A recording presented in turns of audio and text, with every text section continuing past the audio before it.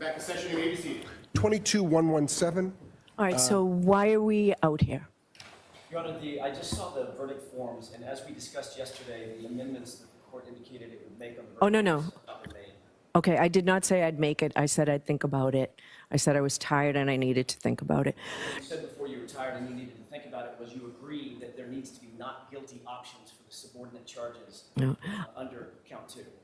I said that it made sense to me, but no, I did not change it upon looking at it because the verdict slip, this verdict slip as submitted to the jury is exactly how it always is in Massachusetts. Can I ask you a question then? I don't really care how it always is in Massachusetts. I care about whether or not it's appropriate. It's appropriate. Two different things. It's appropriate. Let me make my argument, if you wouldn't mind, Judge, why it's not appropriate. For a superior charge, they have to decide that she is not guilty of the superior charge, and that is the starting point of whether or not she is guilty or not guilty of any subordinate charge, often called a lesser included.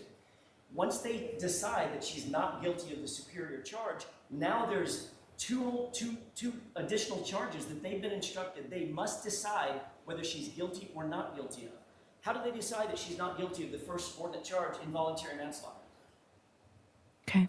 Anything else you want to say, Mr. Jackson? I'd like an answer from the court. How do they decide that she's not guilty of involuntary manslaughter on that verdict form? That's their decision to make. And how do they make it if they don't have an option to check a box that says not guilty?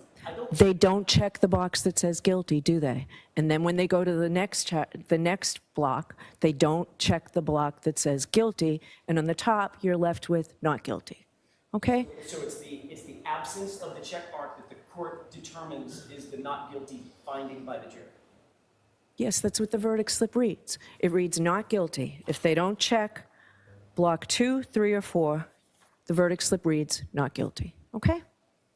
That's how it is, Mr. Jackson. Well, and apparently that's how it's going to be because of the court's order. That is not how it should be, and it's over our strong objection. They need to see that there is a not guilty option for the subordinate charges. If they come back guilty on, for instance, involuntary manslaughter, that's immediately appealable. They didn't have an option on the verdict form to find her not guilty. It's almost like the court is directing a verdict of the subordinate charges. Okay. I disagree with you.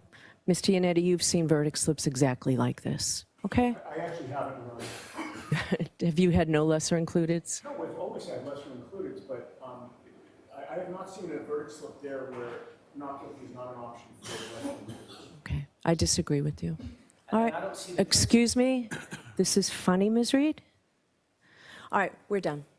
All rise for the court, please.